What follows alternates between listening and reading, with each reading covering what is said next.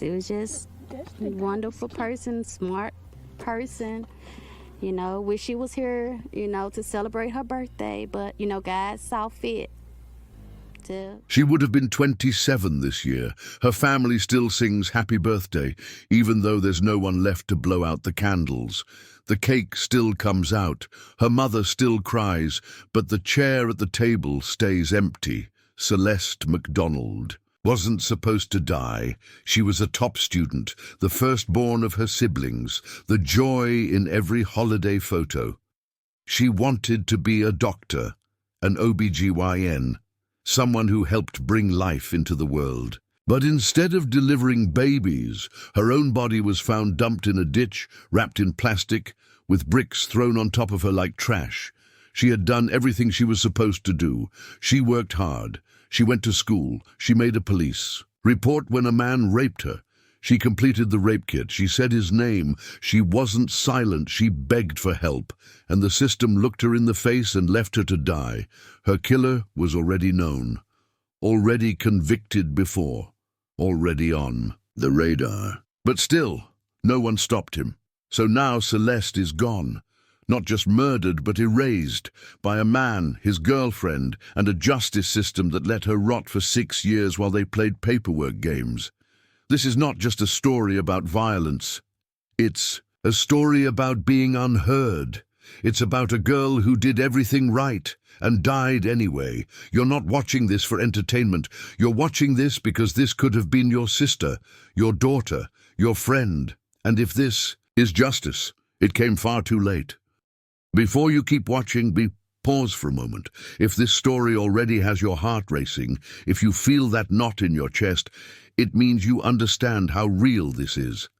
These aren't just headlines. These are lives. So if you believe stories, like Celeste's need to be heard, not buried, not forgotten, then hit subscribe. This channel exists to speak for those who were silenced. And every like, every share, every comment, it keeps their names alive. Now, let's keep going. Ladies, let me put you up on a little free game. Men are so easy to please that it frustrates y'all. It doesn't take much to make us happy. All you gotta do is find that one thing that we enjoy. It's usually one, maybe two things that we enjoy. And all you gotta do is do the fuck out of it. And I swear to God, you can get away with murder with everything else. But see, if you don't do them one or two things, that's when they start cheating on you. That's when they start stepping out on you. That's when they start ignoring your wants, your feelings, and everything else. Because you're not doing what you're supposed to do. See, a lot of people say men are complicated. Men are never complicated. We never been complicated. It's always been women that's complicated. Man, we're 1 + 1 = 2. Celeste McDonald grew up in Lena, Mississippi, a small town that moved at the pace of screen doors and gospel on Sunday mornings. Life wasn't always easy, but she made it feel lighter for everyone around her. As the oldest child, she wasn't just a big sister. She was the backup mom. When her mother worked late, Celeste was the one who helped with homework, cleaned up the kitchen, or calmed down crying siblings. She wasn't asked to do it. She just did, because that's who she was. Even in childhood, she had the kind of warmth people noticed. Neighbors smiled when they saw her. Teachers called her special, not just because she got straight A's, but because she looked after other kids like they were her own. If someone dropped their books in the hallway, Celeste picked them up. If someone sat alone at lunch, Celeste sat beside them. She had big dreams. Not movie star dreams or social media fame, real dreams. She wanted to wear a white coat, walk hospital halls, and deliver new life into the world. An OB-GYN, a doctor for women, a helper in the most intimate, powerful moments of life. After high school, she skipped the gap year. She went straight to East Central Community College. From there, she transferred to Mississippi College. Her grades stayed high. Her ambitions stayed clear. She studied late. She showed up early. She kept going, even when life gave her reasons to stop. But college wasn't the only place she showed up. At home, she still organized birthdays. She still made people laugh. She still brought the energy to every family event, even if it meant juggling assignments and exhaustion. She wore both roles like they were made for her, caretaker and achiever, leader and student, big sister and future doctor. Celeste carried a lot, more than most girls her age, but she never made it feel like a burden. To her family, she was the foundation. To her school, she was a rising star. To her community, she was hope in human form. But none of that, not her grades, not her kindness, not her plans, could protect her from what was coming next. By daylight, Celeste wore ambition like a second skin. Her mornings began in classrooms, surrounded by textbooks, lab reports, and the quiet intensity of someone building a future no one could take from her. At Mississippi College, she was more than just another student. She was that girl, focused, sharp, always 2 steps ahead. Every professor knew her name, not because she was loud, but because she was excellent. Her grades were near perfect. She asked the right questions. She sat in the front row. She had a plan: finish college, get into med school, become an OB-GYN. She wasn't dreaming, she was working, but behind that grind was a reality she didn't broadcast to classmates or professors. When the books closed and campus lights dimmed, Celeste walked into another world entirely. She danced, not the kind of dancing you see at recitals. This was stage light, bass-pounding, cash-in-hand survival. A club, a stage, a name she chose herself: dark chocolate, bold, unapologetic, empowered. She wasn't confused, she wasn't desperate, she was strategic. College isn't free. Dreams come with receipts. And for Celeste, dancing was the job that paid the bills. Textbooks, tuition, gas, groceries. She didn't ask anyone for permission. She made her own rules. One hand took notes on human anatomy. The other held the rent she earned under fluorescent lights. Most people couldn't do what she did. Not just because it was hard, but because it required steel. Celeste had it. In the club, she moved with confidence. In the classroom, she moved with purpose. Both worlds demanded strength, different kinds, but equally fierce. She carried them both seamlessly. Her dual life didn't break her. It made her more powerful, and yet power doesn't always protect, not from the stares that linger too long, not from the men who think money is a license, not from the danger that follows too quietly. Somewhere between tips and textbooks, someone began watching her. Not with admiration, but with intent. He didn't see her as a student, or a sister, or a future doctor. He saw her as prey. She was just a wonderful person, smart person. You know, wish she was here, to celebrate her birthday, but, God saw fit to take her home.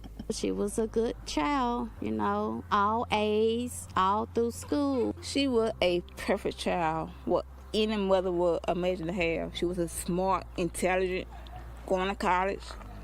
She was anything well wanted.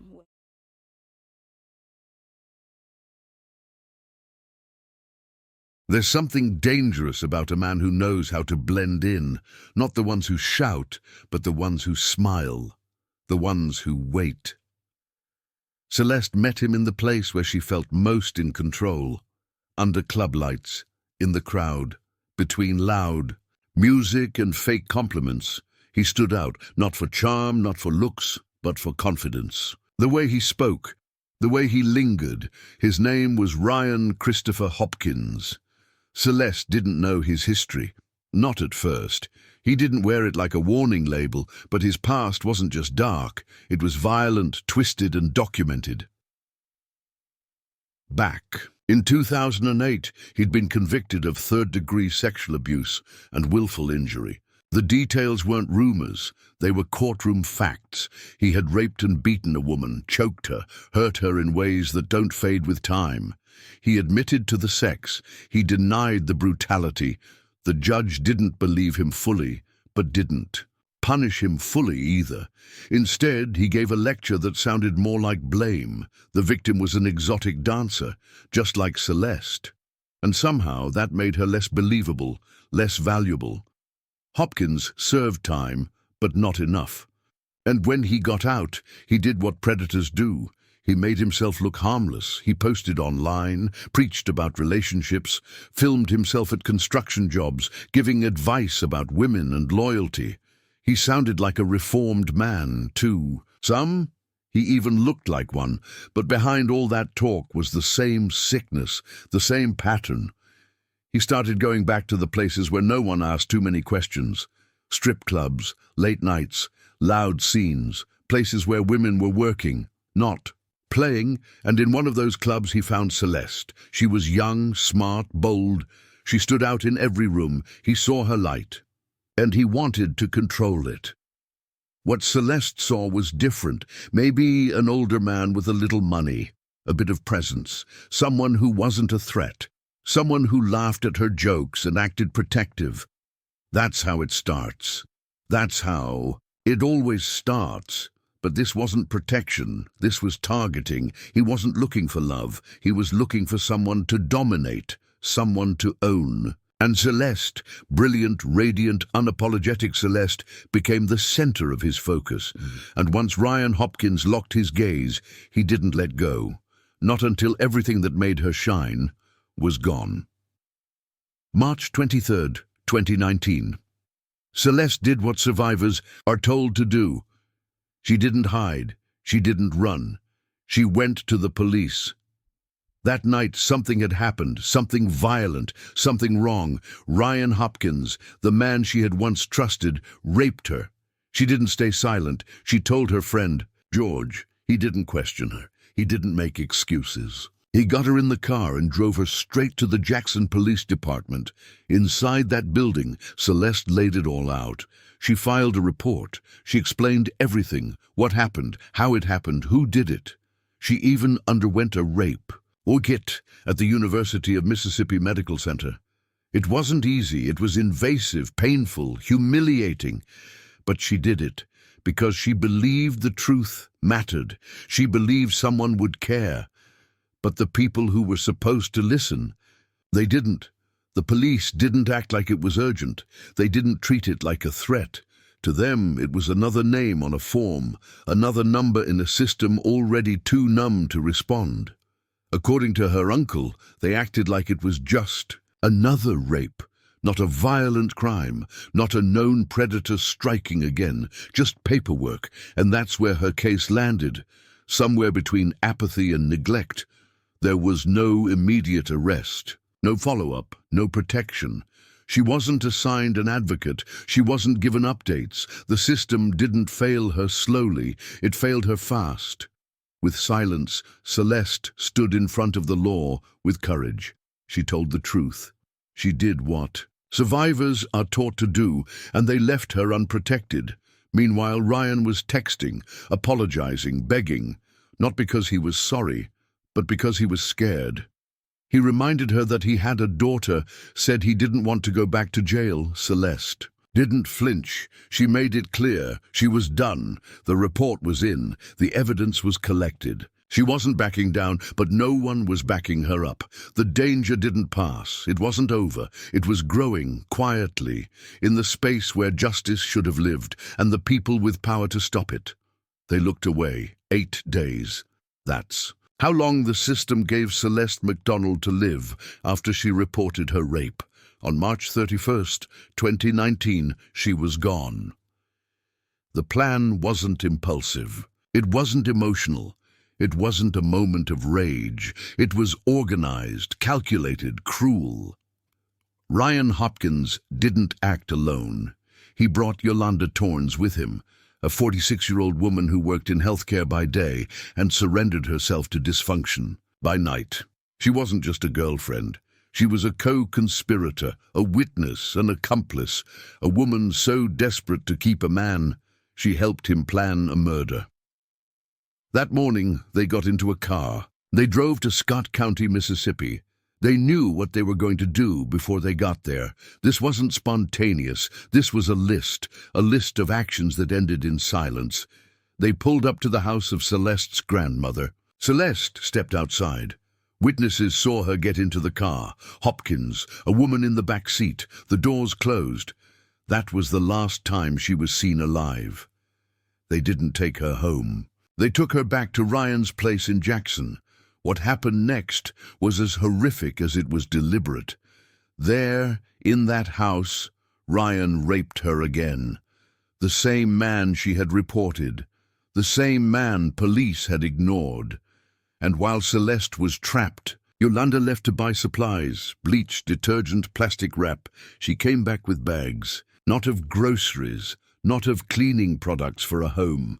She came back with everything they needed to cover up a murder. When she returned, Celeste was being strangled.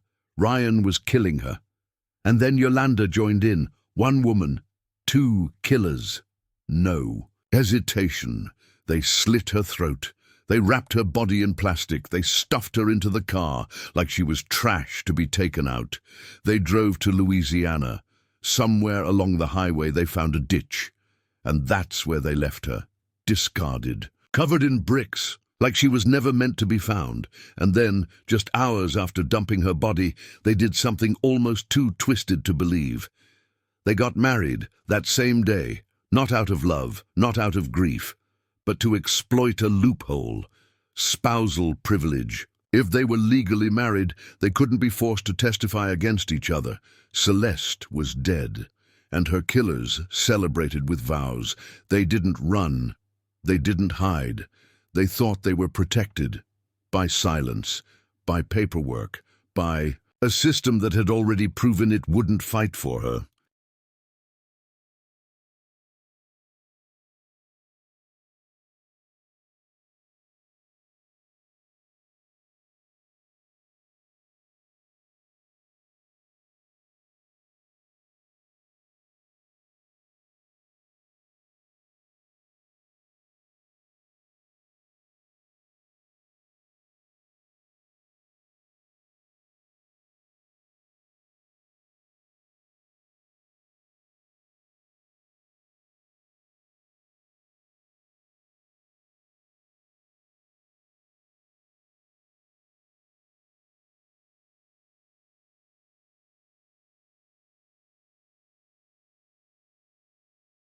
Some people marry out of love, others out of loyalty.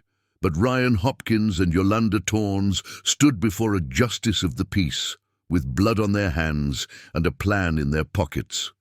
It happened the same day they killed her.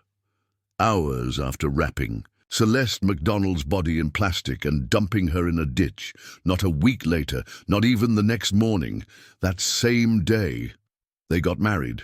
No flowers, no family, just paperwork and motive. Their wedding wasn't a celebration. It was a shield, because under the law, a husband and wife can't be forced to testify against each other. That's what they were counting on. Spousal privilege, the legal silence between a killer and his accomplice. It wasn't love. It was insurance. They didn't marry to unite their lives. They married to cover up the one they had just ended. Celeste's body was still warm. Her family hadn't even reported her missing, and already the people who took her life were strategizing how to keep their own. They knew exactly what they were doing. 2 signatures, 1 loophole, justice choked before it could breathe. You'd think a murder like this would bring swift justice. A victim silenced. A confession. A body dumped. A wedding to avoid trial.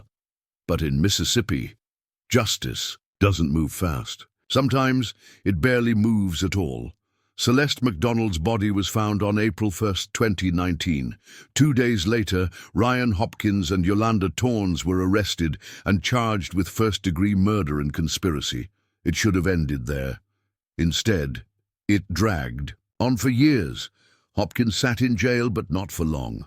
His bond was set at just $50,000, not a typo, $50,000. Why? Because the indictment paperwork hadn't been filed in time. So the judge released him on house arrest. The man who raped Celeste, the man who killed her, The man who dumped her in a ditch and got married after. He was sent home with a GPS bracelet. But then that failed too. The private company in charge of monitoring him went bankrupt. The ankle bracelet meant to track his every move went dark. No one noticed. No one fixed it. No one even told her family. And just like that, Ryan Hopkins disappeared into freedom. For 9 months, he lived as if Celeste's death was a rumor. And then, in August 2022, he struck again. He kidnapped a woman from Arkansas, dragged her across state lines in his truck, beat her, raped her, choked her until she couldn't breathe. She only escaped by running for her life at a gas station. In New Hampshire, a second victim. A second chance to stop him, wasted. Only then did prosecutors get serious. He was indicted again. This time for kidnapping, sexual assault, and criminal threats. But even then, he took a deal. 2 years, as if stacking crimes somehow lowered the price. Back in Mississippi, Yolanda Torns flipped. She divorced him. She cut a deal. She agreed to testify. She got 40 years, with 15 suspended. That's 25 years for helping strangle and slice the throat of a young woman who trusted her. It wasn't until May 14, 2025, 6 years after Celeste's death, that Hopkins was finally sentenced. Life without parole, plus 20 years for conspiracy. District Attorney Jody Owens said it plainly. This was planned. This was evil. The courtroom didn't erupt. There were no cheers, no sense of victory, because justice didn't arrive on time. It crawled. It limped. It showed up years too late, dragging behind the weight of every system that failed her. Celeste McDonald did everything right. She dreamed big, studied hard, told the truth, and asked for help. She played by the rules in a game that was never built to protect her, and for that, she ended up in a ditch, wrapped in plastic covered in bricks, while her killers said, "I do." That's not just failure. That's violence disguised as bureaucracy. That's what silence looks like when it wears a badge and files paperwork too late. But you know what hurts most? She was supposed to be here. She was supposed to be the one holding hands in a delivery room, whispering, "Push," to the next generation of girls like her.